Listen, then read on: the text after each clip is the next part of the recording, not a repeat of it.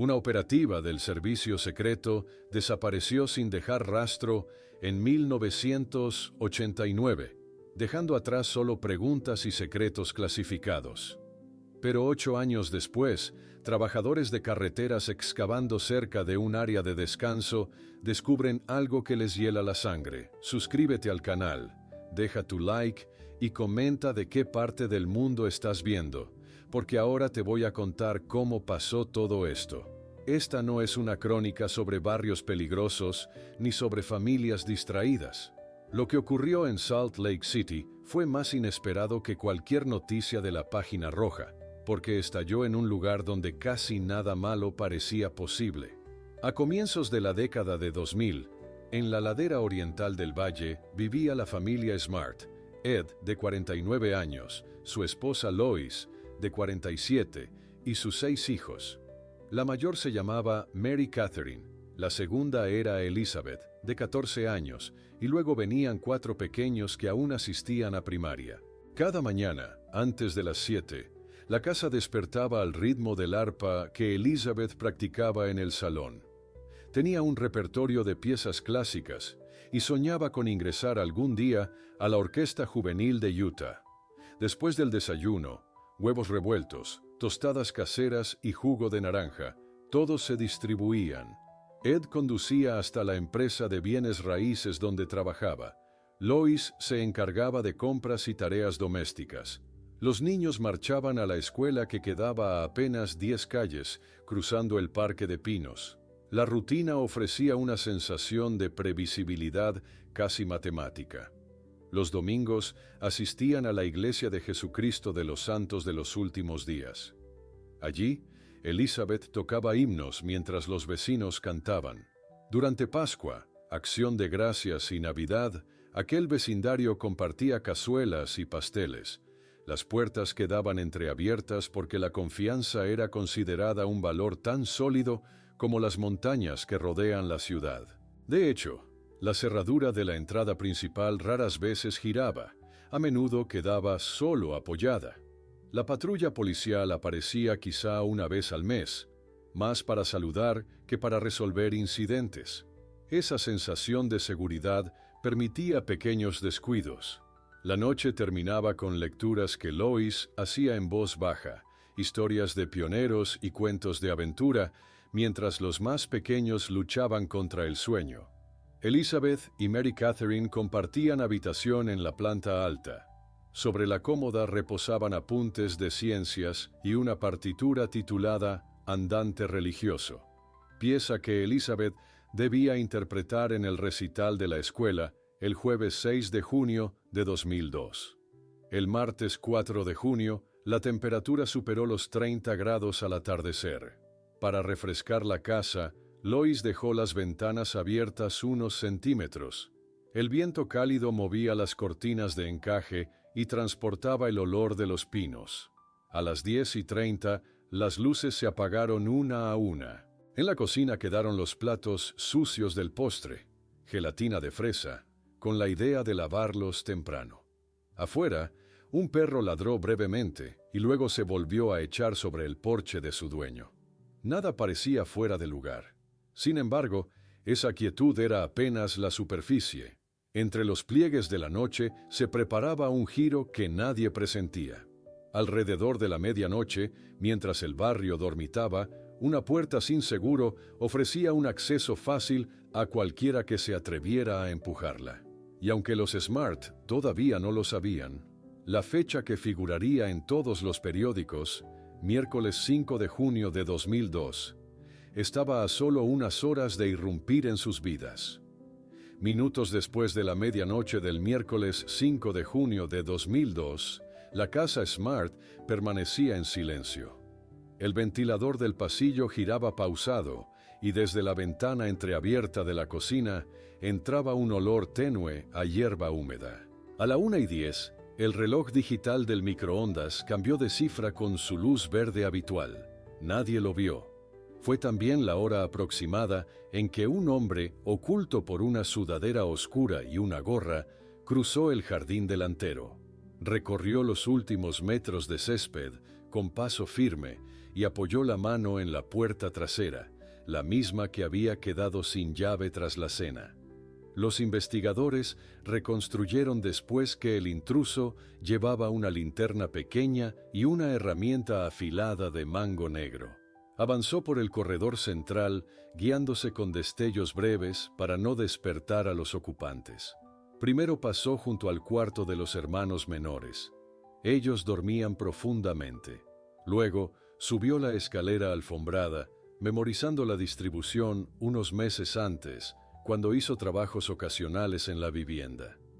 A la 1:26 entró en la habitación que compartían Mary Catherine, de 15 años, y Elizabeth, de 14.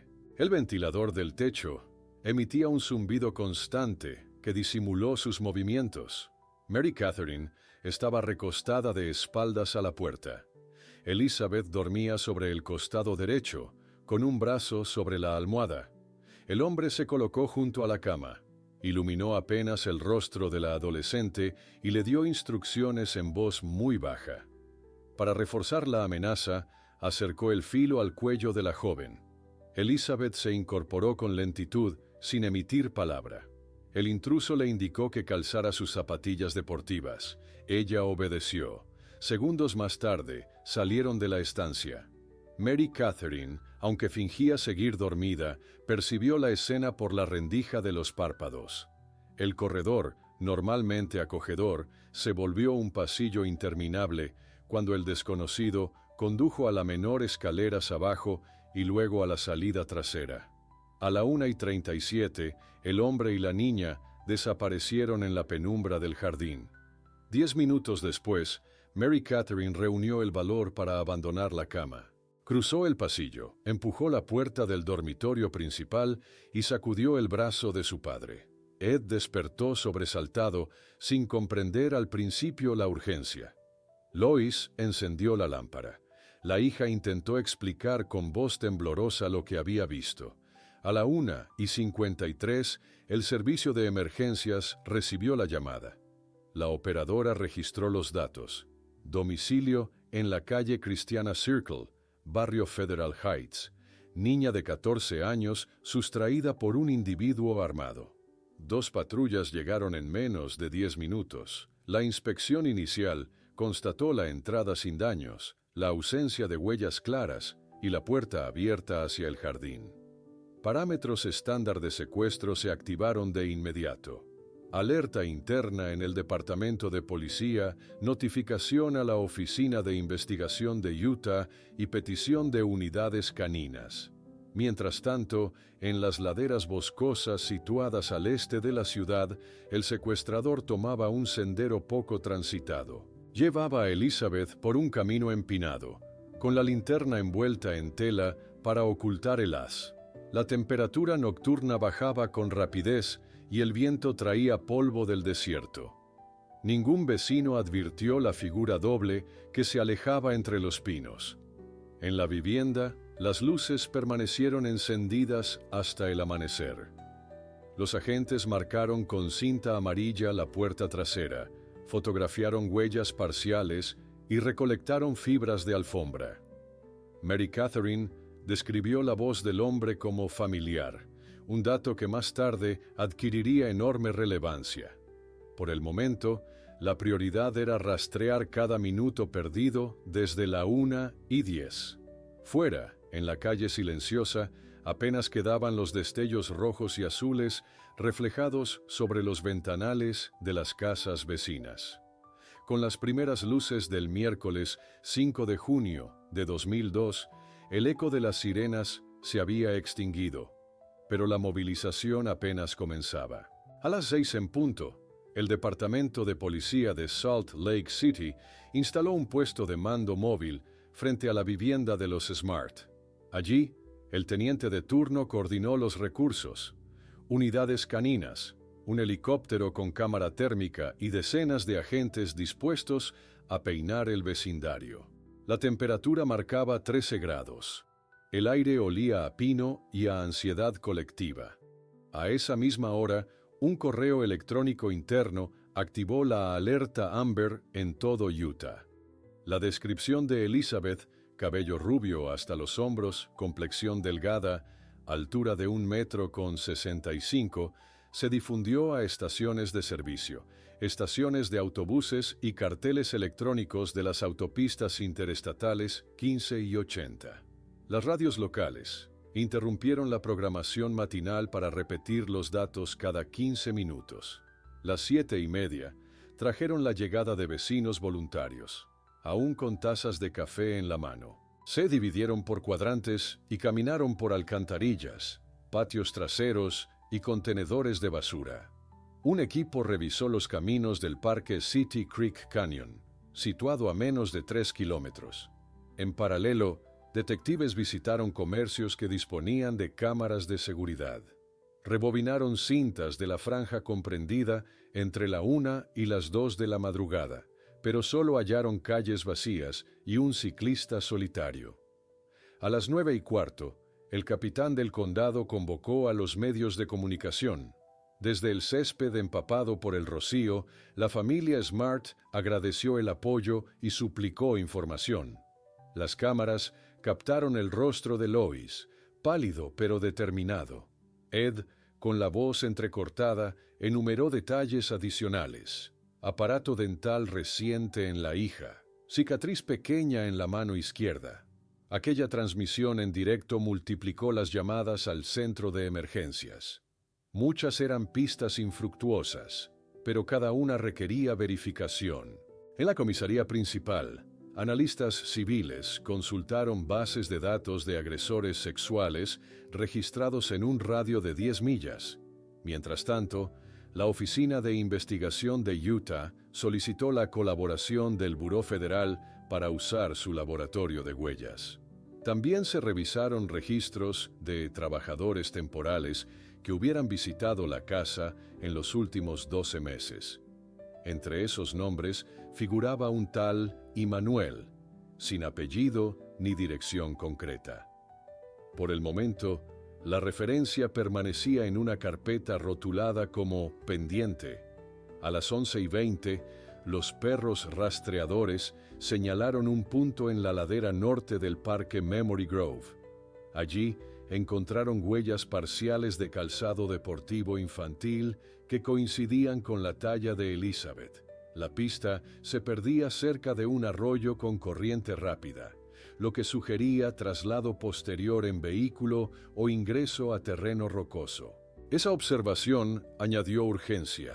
El secuestrador podía haberse internado en las montañas, un entorno donde la visibilidad aérea se complica y las cuevas ofrecen escondites naturales.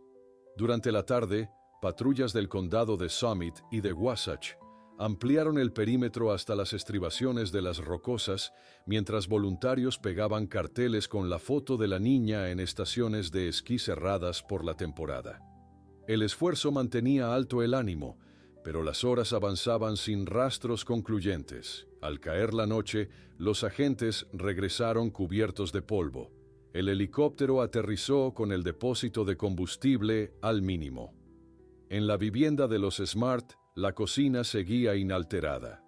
Platos de gelatina de fresa sobre la encimera, prueba muda de una rutina interrumpida.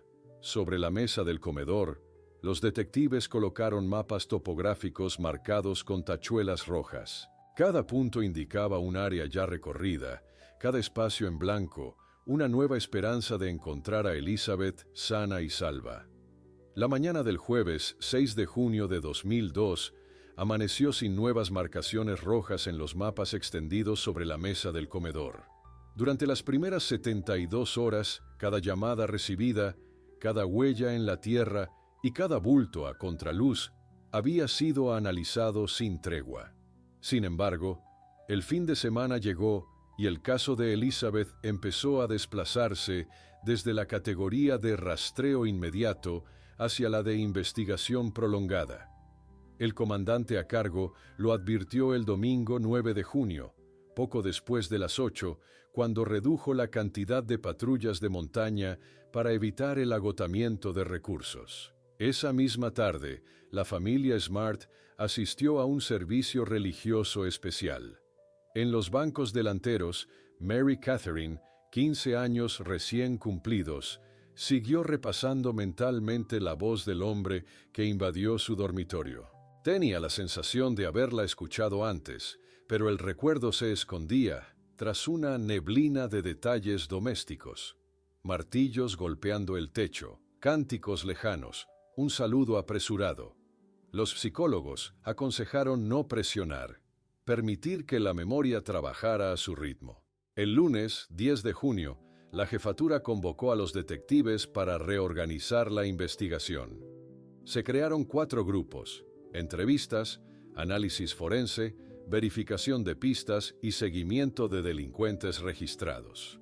La carpeta pendiente, con el nombre Immanuel, pasó al primer conjunto. A las 11:15, un oficial descubrió una factura de trabajo fechada el viernes 29 de noviembre de 2001. Reparación de goteras en la vivienda Smart. Pago en efectivo a un obrero que firmó con el apodo Emanuel y agregó la frase «Dios bendiga este hogar».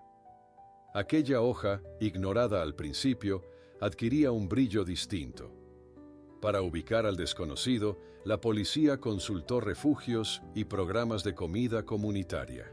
Voluntarios de la iglesia recordaban a un hombre de barba oscura, túnica ligera y discurso bíblico que aceptaba trabajos esporádicos. Sin embargo, nadie conocía su apellido. La única pista física era una fotografía borrosa captada durante un almuerzo navideño para personas sin hogar. El rostro quedaba parcialmente tapado por la sombra de un sombrero. Los técnicos ampliaron la imagen, realzaron el contraste y entregaron un retrato dibujado a mano. El miércoles 12 de junio, a las 6:30, aquel retrato apareció en los noticieros estatales. Se solicitó ayuda para identificar a un varón de 40 años aproximados, ojos marrones y barba poblada. Las líneas telefónicas se saturaron, pero la mayoría de los avisos correspondía a individuos localizados y descartados en pocas horas. De todas las llamadas, una procedente de un campamento temporal al pie del cañón Emigration resultó imposible de verificar porque el informante colgó antes de dejar datos de contacto. La investigación tomó entonces un giro táctico: ampliar el radio hacia zonas boscosas donde personas sin hogar establecían vivacs discretos. El viernes 14, brigadas a caballo y equipos de montaña revisaron cuevas y cañadas. No hallaron rastros recientes, solo fogatas apagadas y latas vacías. La frustración empezó a calar entre los agentes, pero el capitán insistió en que un secuestro prolongado a veces depende de un detalle minúsculo, un recuerdo que tarda en madurar. En casa de los Smart, los platos de gelatina habían sido lavados, pero la partitura titulada Andante religioso seguía sobre la cómoda, intacta. Mary Catherine, al pasar cada noche frente a esa hoja, repetía mentalmente la entonación peculiar del intruso. El sábado 15, poco antes de dormirse, notó que la voz se parecía a la de aquel trabajador que cantaba himnos mientras colocaba tejas.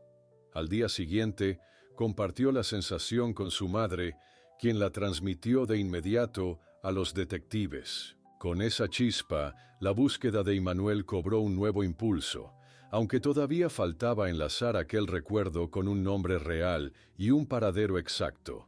Mientras los detectives reactivaban la búsqueda de Immanuel, a pocos kilómetros, Elizabeth iniciaba una rutina de cautiverio que se extendería más de 270 jornadas. El hombre que la había sacado de su habitación se identificaba ante ella como Brian David Mitchell, aunque prefería el título religioso de profeta. La mañana del jueves 6 de junio de 2002, tras caminar durante casi 4 horas por senderos poco marcados del cañón Dry Creek, la condujo a un claro oculto por pinos jóvenes y arbustos de artemisa. Allí, entre rocas, se alzaba una tienda improvisada con lonas plásticas, cuerda de escalador y ramas entrelazadas. Mitchell colocó una cadena de acero alrededor del tobillo izquierdo de la adolescente y fijó el otro extremo a un tronco enterrado. Para reforzar la sensación de control, le ordenó vestirse con túnicas blancas que cubrían todo el cuerpo. En el campamento también se encontraba Wanda Barcy, esposa de Mitchell y colaboradora en la vigilancia. Ella preparaba raciones frugales, frijoles enlatados, pan seco y agua de manantial filtrada con tela, y recitaba pasajes bíblicos para justificar la situación. Durante los primeros días, Elizabeth percibió el eco de helicópteros sobrevolando las montañas. Cada sonido aéreo disparaba la esperanza de ser rescatada, pero el follaje denso y la tienda camuflada hacían prácticamente imposible la detección visual. Al caer la noche, Mitchell sintonizaba una radio portátil de onda corta. Así, la joven escuchaba boletines que describían su desaparición y los operativos de búsqueda. Oír los nombres de sus padres y la frase «Elizabeth Smart sigue desaparecida» la impulsaba a imaginar planes de fuga, pero la amenaza constante de represalias contra su familia le imponía silencio. Para pasar inadvertidos ante excursionistas, los captores mantenían el fuego mínimo. El humo se disipaba entre la bruma matinal y los pinos retenían el olor. Mitchell salía con frecuencia del escondite. Bajaba hasta la avenida Foothill, se mezclaba con peatones y pedía limosna citando pasajes sagrados. A veces regresaba con tortillas, fruta pasada o ropa usada.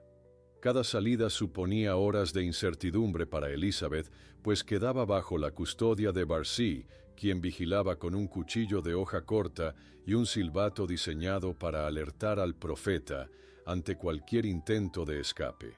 El calendario avanzó sin referencias claras para la adolescente cautiva. Un cuaderno escolar, hallado en la basura por Mitchell, se transformó en registro improvisado de días. Líneas verticales agrupadas de 7 en 7 marcaban semanas completas. Alrededor del lunes 15 de julio, la marca acumulada mostraba 40 días desde la sustracción. En esa fecha, el secuestrador anunció un viaje de predicación y obligó a Elizabeth a cubrirse el rostro con un velo marrón. Caminaron hasta la parada de autobús de la calle State y subieron a un transporte público rumbo al centro de Salt Lake City. La niña se sentó entre Mitchell y Barcy, con las manos escondidas bajo la túnica. Decenas de pasajeros miraron sin reconocerla. La policía había distribuido carteles, pero pocos imaginaban que la chica pudiera desplazarse a plena luz del día. Durante agosto y septiembre, el grupo alternó estadías en el campamento original con incursiones breves a los barrios periféricos para recolectar comida y dinero. Mitchell repetía que preparaba un gran éxodo hacia el desierto de California, pero carecía de recursos para concretarlo. Esa falta de planes sólidos permitió que Elizabeth conservara una forma de esperanza. Cada retraso, cada aplazamiento, significaba más oportunidades para que la búsqueda externa convergiera con su ubicación real. El otoño llegó a mediados de octubre, y las noches se volvieron gélidas en las laderas de Wasatch. Mitchell reforzó la tienda con mantas viejas y plásticos recogidos en contenedores. Elizabeth, envuelta en varias capas de ropa, se aferraba a la idea de que la nieve complicaría la vida en el campamento y quizá obligaría a sus captores a moverse, generando el error que la policía necesitaba. Con ese pensamiento se dormía, contando mentalmente las arpas que deseaba tocar cuando regresara a casa. El descenso abrupto de la temperatura a finales de noviembre obligó a Brian David Mitchell a replantear su refugio entre los pinos. La lona, ya cuarteada por la nieve húmeda, dejaba filtrar ráfagas heladas que hacían temblar a Elizabeth cada madrugada. Durante diciembre, el profeta insistió en que el invierno era señal divina para llevar su mensaje al corazón de la ciudad. El plan, muy difuso en otoño, tomó forma cuando Barcy consiguió mantas adicionales y gafas de sol grandes en un centro de donaciones. El viernes 24 de enero de 2003, el trío abandonó el campamento por un sendero cubierto de hielo. Bajaron hasta la avenida Foothill y enlazaron con un autobús que los dejó cerca de Pioneer Park. Elizabeth, de 14 años aún, caminó entre sus captores con un velo marrón, túnica hasta los tobillos y cadenas ocultas bajo la tela. Pasó frente a escaparates donde aparecían carteles con su rostro infantil, impresos meses antes. La diferencia de vestimenta y el cubrimiento del cabello resultaron suficientes para que nadie la reconociera. En febrero, Mitchell alternó días de predicación callejera con retornos esporádicos al campamento para recoger objetos que consideraba sagrados. Mientras tanto, la investigación policial seguía otra ruta. Analistas de la Oficina Federal cruzaban listas de exconvictos con descripciones físicas del retrato conocido como Immanuel. No aparecía coincidencia exacta. La noticia más relevante ese mes fue la emisión de un capítulo del programa televisivo America's Most Wanted, dedicado al caso Smart, lo que reavivó la memoria colectiva sobre la desaparición. El martes 4 de marzo, un ciudadano llamó al teléfono anónimo del Departamento de Policía y aseguró haber visto al hombre del retrato caminando por North Temple Street. El aviso se clasificó como sin peligro inmediato y se envió a una patrulla de rutina, pero la unidad llegó cuando el grupo ya se había desvanecido entre edificios. Aquella cercanía con la detención intensificó la vigilancia en el centro. Una semana después, el miércoles 12 de marzo, poco antes de las 12 del mediodía, Mitchell condujo a Elizabeth y a Barcy a la biblioteca pública de Salt Lake City. Necesitaba consultar horarios de autobuses hacia la ciudad de San Diego. En la entrada, una cámara captó la hora exacta, 12:17. El vigilante de seguridad reparó en las túnicas invernales, inusuales para la estación que ya insinuaba primavera. Al mismo tiempo, un estudiante universitario que aguardaba turno en un terminal de Internet observó la barba y el sombrero del hombre. Recordó de inmediato el retrato difundido meses antes y, sin perderlos de vista, marcó el 911 desde su teléfono celular. A las 12:30, dos agentes de la policía escolar ingresaron con discreción.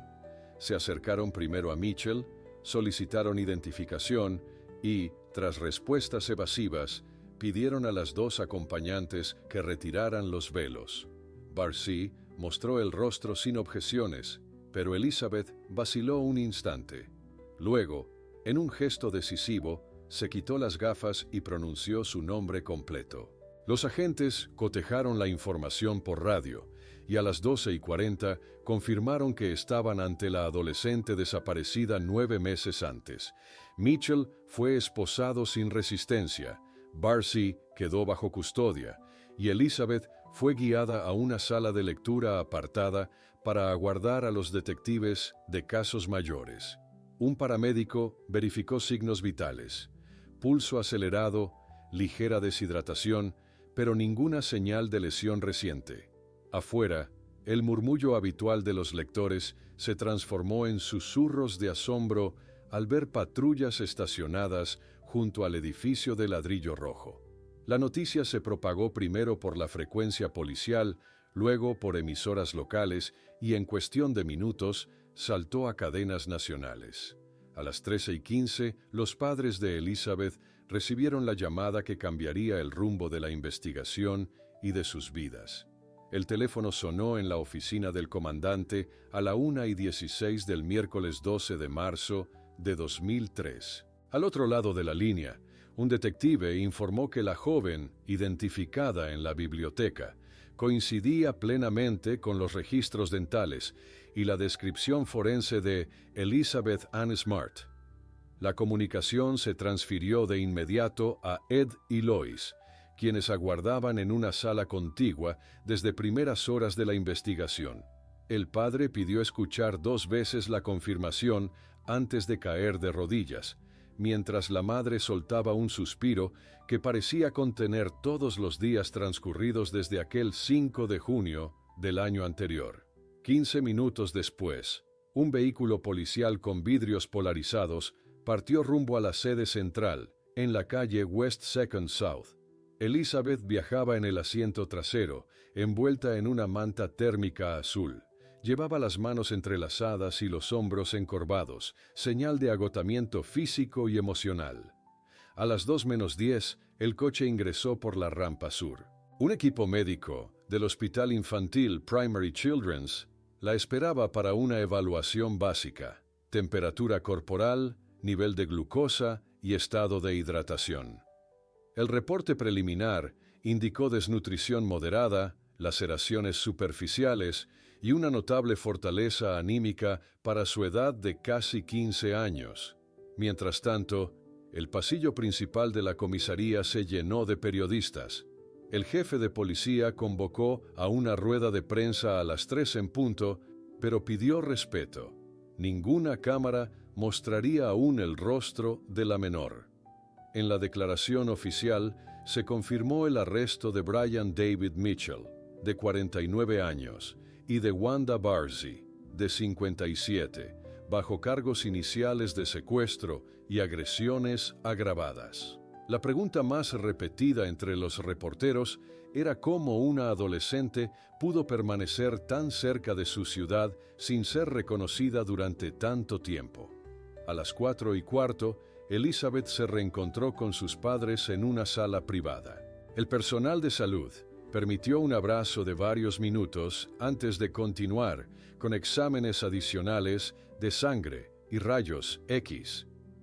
Los padres comprobaron que la hija conservaba la mirada vivaz y la sonrisa tímida que recordaban. El informe psicológico preliminar recomendó baja exposición mediática y un entorno familiar estable como fase inicial de recuperación. La policía organizó el traslado a la casa familiar para la noche. Voluntarios, enterados por la radio, colgaron lazos amarillos en árboles y postes a lo largo de la ruta. A las 7:28, una caravana de 2 patrullas y un vehículo sin distintivos cruzó el barrio Federal Heights. Vecinos esperaban en aceras con velas encendidas, pero el convoy continuó sin detenerse para mantener la privacidad. Elizabeth entró por la puerta principal que, por primera vez desde junio, volvía a cerrarse no por miedo, sino por protección al momento íntimo. Antes de dormir, la adolescente recorrió cada estancia: la cocina con olor a pan recién hecho, el salón donde reposaba el arpa cubierta por una funda verde y, finalmente, el dormitorio que compartía con Mary Catherine. La hermana había puesto sobre la cama la partitura Andante religioso, arrugada por el uso. Elizabeth tocó con la yema del dedo la esquina superior, como quien confirma que un recuerdo sigue allí. Luego se dirigió al baño, se lavó el rostro y observó su reflejo. El cabello más largo, las facciones ligeramente endurecidas, pero la misma determinación juvenil. A las 10 en punto, las luces se apagaron. Afuera, la prensa continuaba apostada tras un cordón de seguridad, al tiempo que fiscales y defensores públicos comenzaban a preparar documentos para un proceso judicial que prometía ser largo y complejo. Dentro de la vivienda, sin embargo, solo se oían respiraciones acompasadas y el crujir ocasional de la madera, señales de que la vida cotidiana intentaba retomar su curso. El amanecer del jueves 13 de marzo de 2003 encontró la vivienda Smart aún con las cortinas cerradas, pero en el exterior la dinámica legal ya se había puesto en marcha. A las 8 en punto, el juez de instrucción del condado de Salt Lake firmó la orden de detención formal contra Brian David Mitchell y Wanda Elaine Barzee. Los cargos iniciales incluían secuestro agravado, retención ilegal y utilización de arma blanca durante la comisión de un delito. La fianza quedó denegada por riesgo de fuga y peligrosidad, criterio sustentado en los 9 meses de desaparición de la menor. Ese mismo día, a las 10:30, Ambas personas fueron trasladadas desde la cárcel metropolitana hasta el Centro de Justicia Matheson para una primera audiencia. El público se agolpó en los pasillos.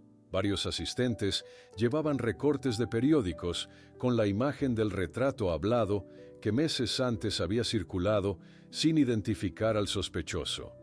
Mitchell apareció con la misma barba abundante y una túnica beige que insistía en considerar vestidura religiosa. Barcy vestía uniforme naranja de detención. El magistrado leyó los cargos con voz serena mientras reporteros tomaban nota, conscientes de que el proceso sería seguido por todo el país. Los abogados defensores solicitaron de inmediato una evaluación de salud mental para ambos acusados. El juez aceptó y fijó un plazo de 60 días para que psiquiatras del Estado determinaran aptitud procesal. Durante abril y mayo, Mitchell fue entrevistado en 7 ocasiones por especialistas que evaluaron coherencia, capacidad de colaboración con la defensa y comprensión de la naturaleza del juicio. 2 informes iniciales concluyeron que presentaba delirios mesiánicos, pero conservaba la facultad de distinguir entre legal e ilegal. Sin embargo, un tercer análisis, solicitado por la defensa, señaló incapacidad para participar adecuadamente. La discrepancia provocó audiencias adicionales y postergó la fase de acusación formal.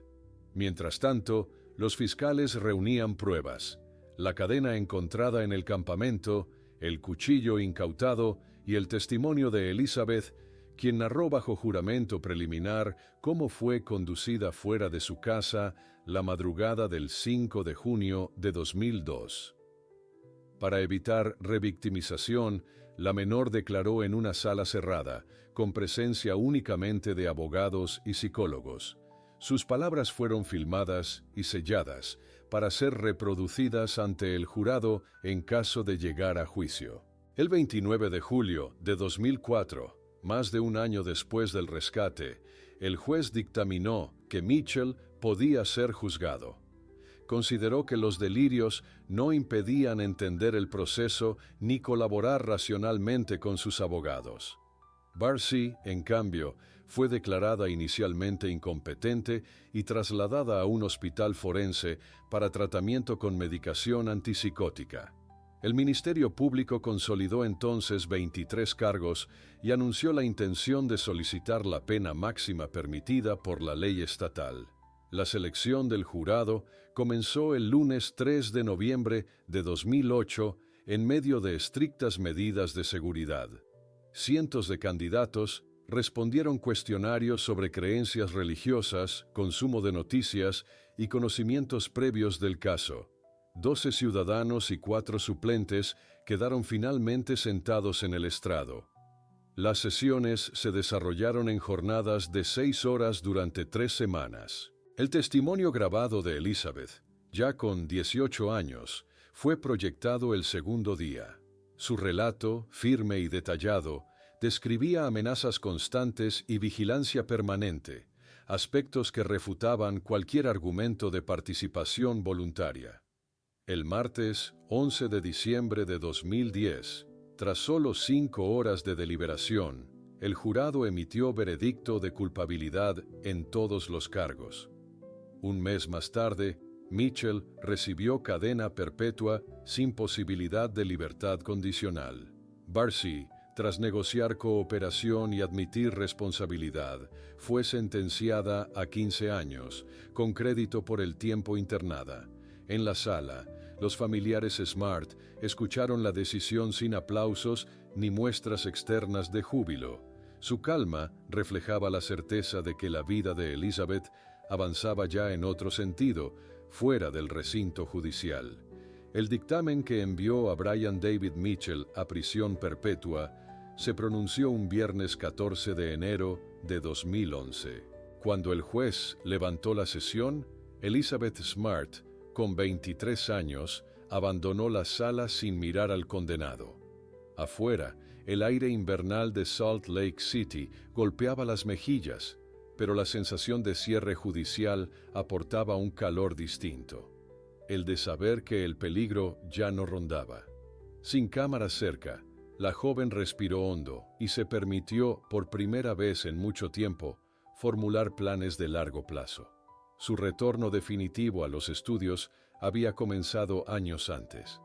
En mayo de 2006, con 18 cumplidos, recibió el diploma de secundaria en East High School.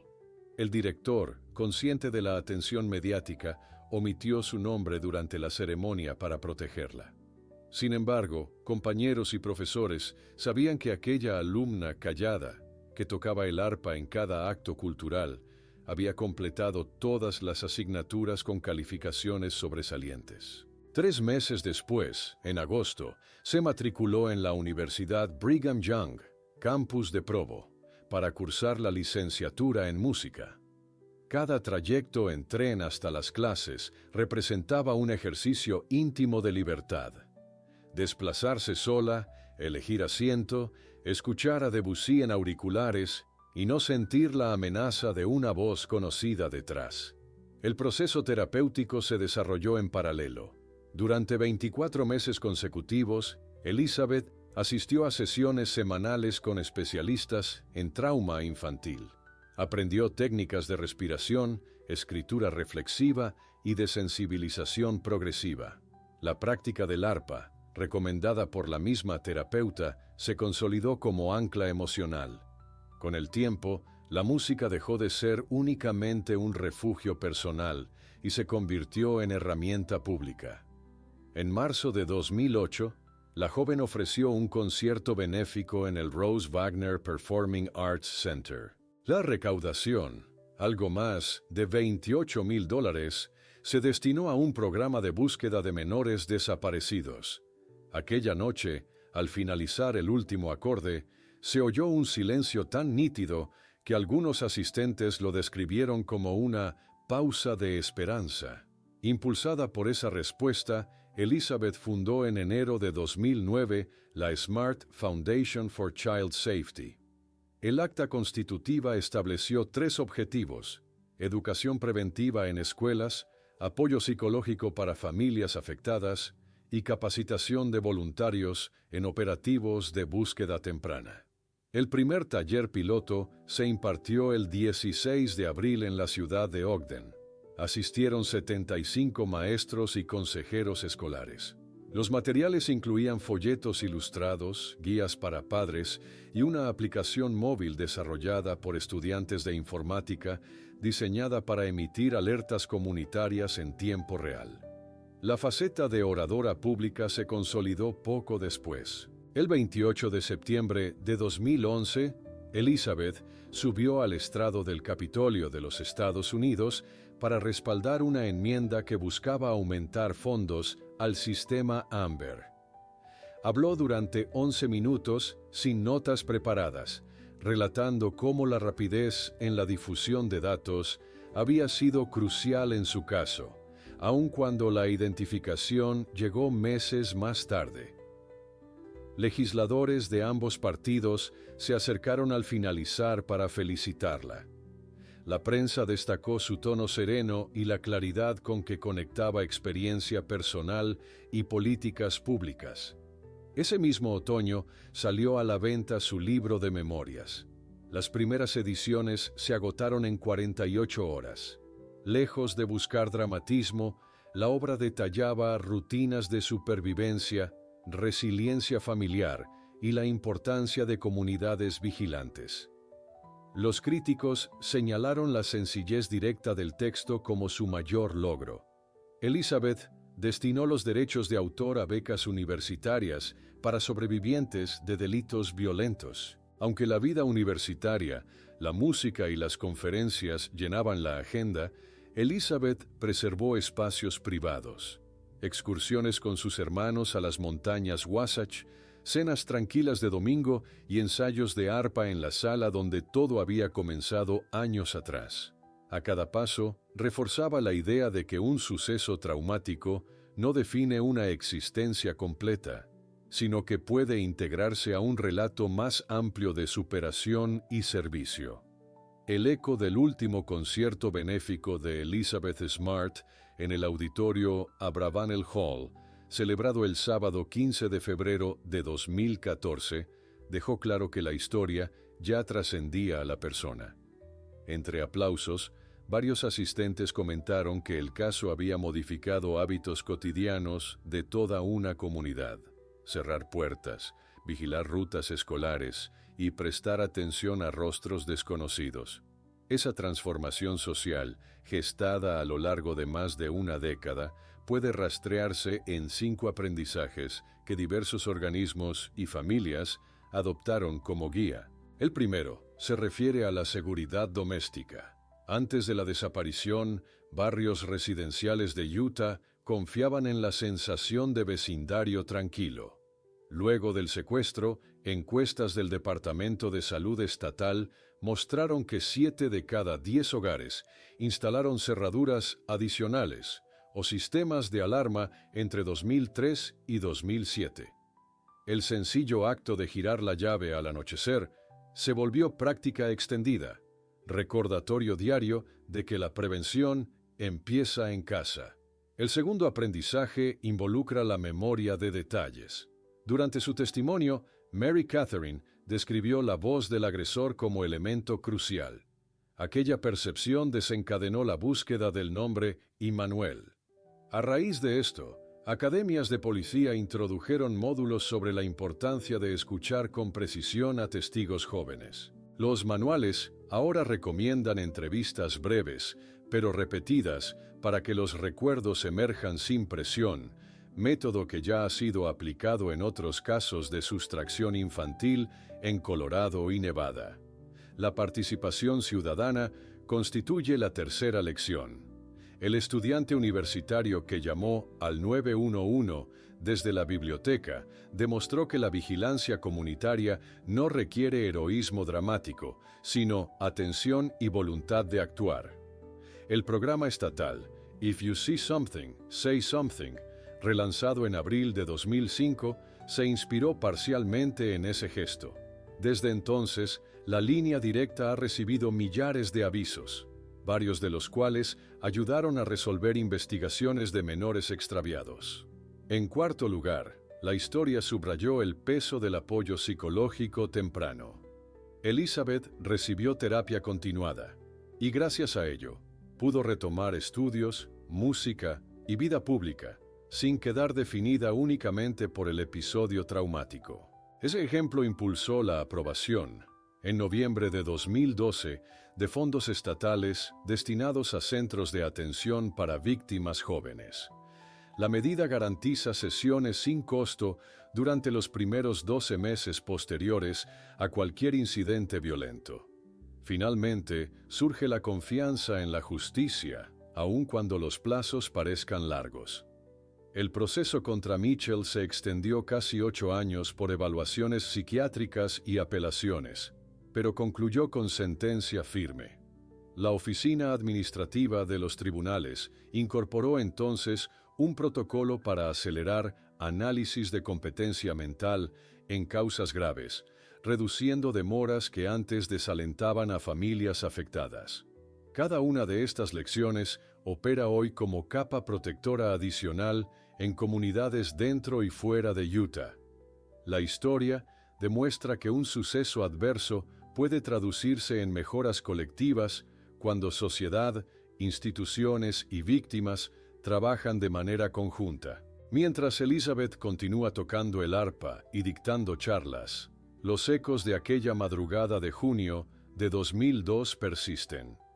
No como recordatorio de miedo, sino como prueba de que la esperanza, combinada con acción concreta, puede derivar en cambios duraderos.